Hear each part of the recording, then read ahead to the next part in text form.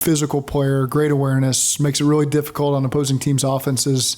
He's going to be a tremendous fit for what we do here on defense. And the thing that you got to respect about Geno is he's been through it all in his career, and he's earned everything he's gotten. And so for this moment here, signing as a free agent, I would imagine is a big moment for him. I'm not going to speak for him. I'll let him speak to that. But he's earned every step in his NFL journey. And so, I know we're going to get the best out of him with where he's at here today. And again, represents all the things that we're about. And so excited for you guys to get a chance to meet Geno like I've gotten to do over the last day. So I'll turn it over here.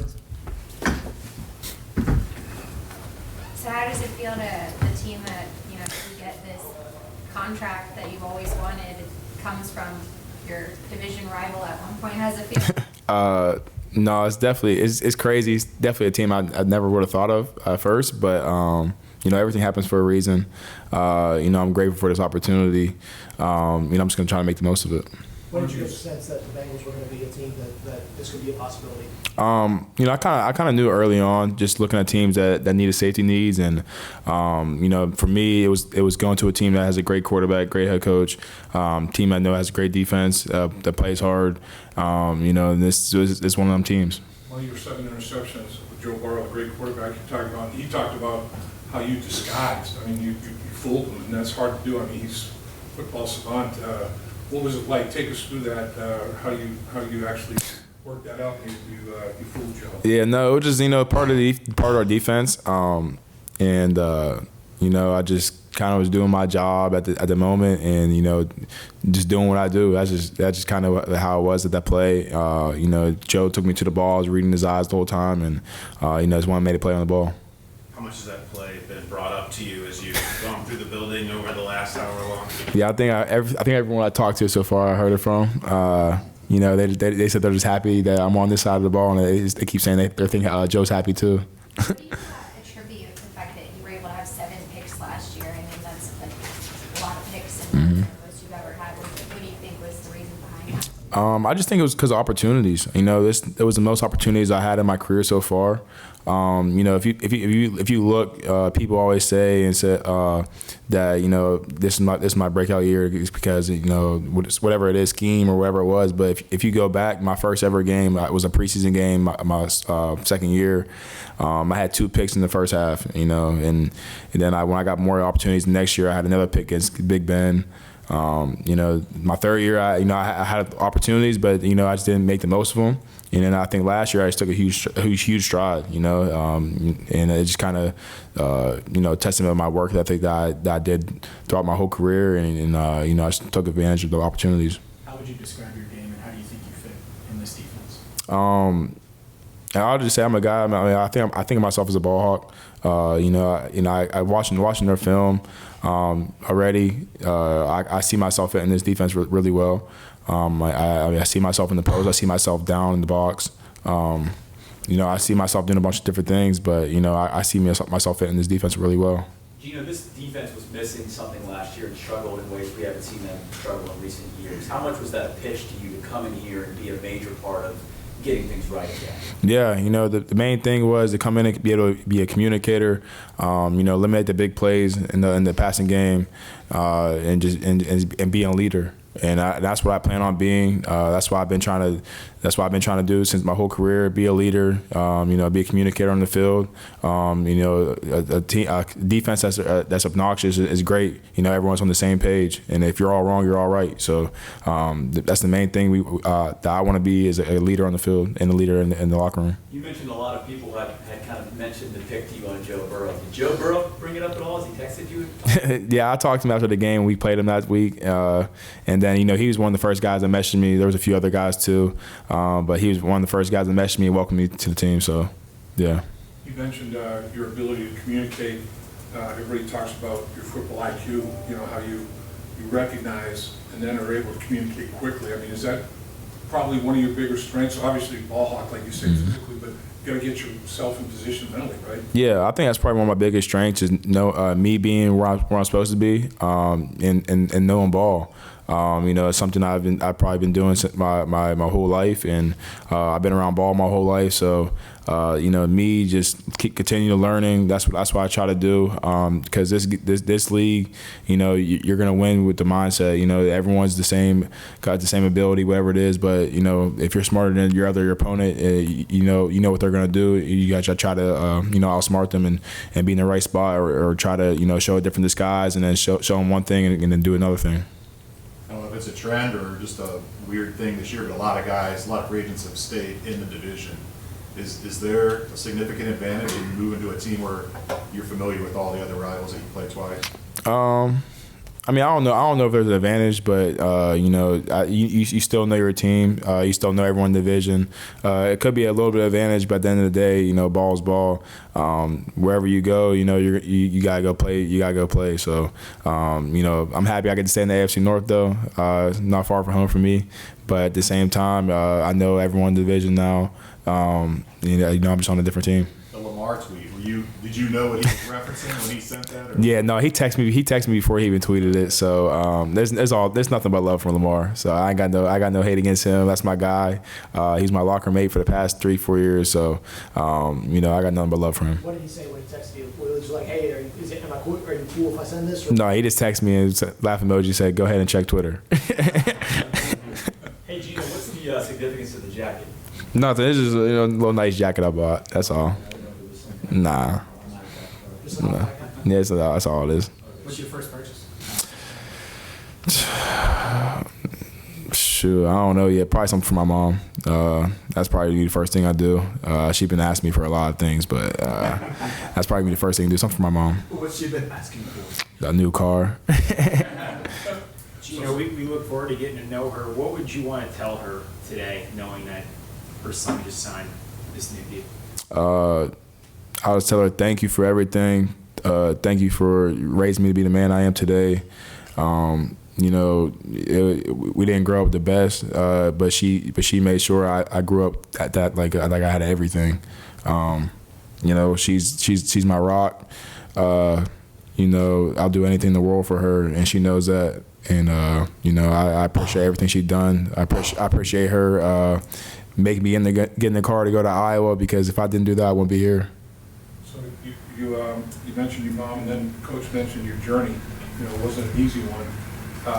Was your mom instrumental in you just fighting through it and never giving up, and knowing that it was going to work out the way you wanted it to work out eventually? Yeah, my mom was a huge part in everything I've done.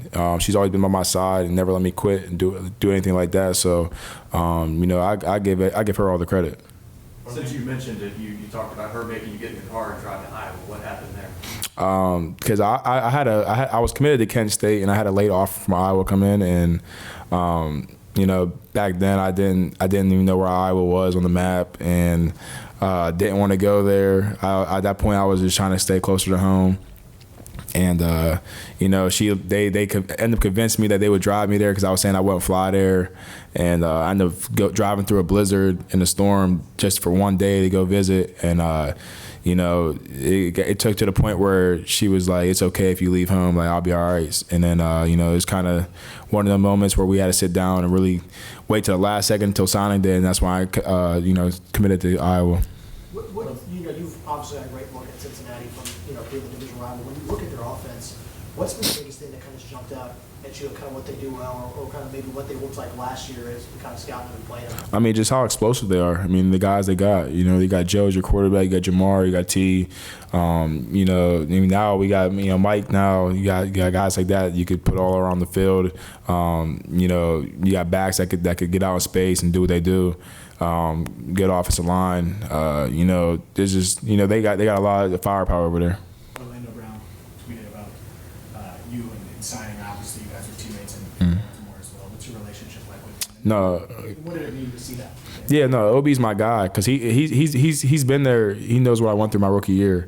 Not too many people. I mean, you see what it says, but not too many people really were in the building with you every day. See what you really went through, see what you did to get you where you are today. And he's one of them guys that were. So it's nothing but love for OB. I'm happy I'm his teammate again. That's my guy. So that's kind of where that tweet really came from.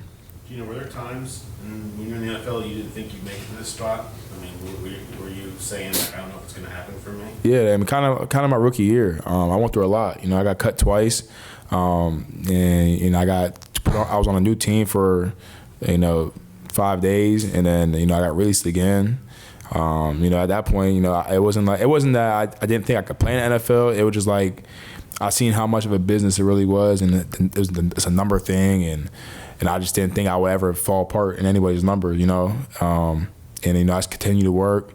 I had a great mentor throughout my whole career in Baltimore. So I kind of just, kept going, and I'm here where I am today. Who was your mentor? Anthony Levine. How did he, help you? How did he get you to that? Yeah, no, he just, he told me his journey. He was a guy that was a tryout guy, in Green Bay, and he made his way throughout the practice squads, and then he got to Baltimore. And was just a special team guy basically almost his whole career. Then started playing, on certain packages and stuff like that. And he told me, do just kind of just not follow him, but I'm gonna learn from him. And he told me to keep doing what you're doing because one day, you're gonna make it. And I told him the other day, I said, bro, you never lied to me because everything you done told me is true. Everything about the league, everything you said that was gonna happen in my career, everything became true. Where was the turning point? Where was it that started, you're paying your dues, and all of a sudden you get the opportunity you're looking for, you capitalize on it. What was that? Where was that? I'll say my turning point was probably my second year. A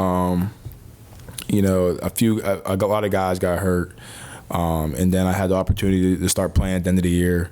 And then I was able to show that I was able to play a lot, just play defense, not just special teams. And then last year I was able to, my third year, I was able to start 7 games. And then, going into last year, it was kind of that year for me where I just wanted to take that big step. I want to take that big leap in my career to show what I could really do, what I could really prove in this league, and show who I was, and I feel like I did a great job of that. I know you know who Vonn Bell is. Have you ever crossed paths with him, conversations or relationships? Yeah, I first met Vonn when I was in high school. I went up to Ohio State camp, and I was able to have a conversation with him. He sat down with me because one of my close friends.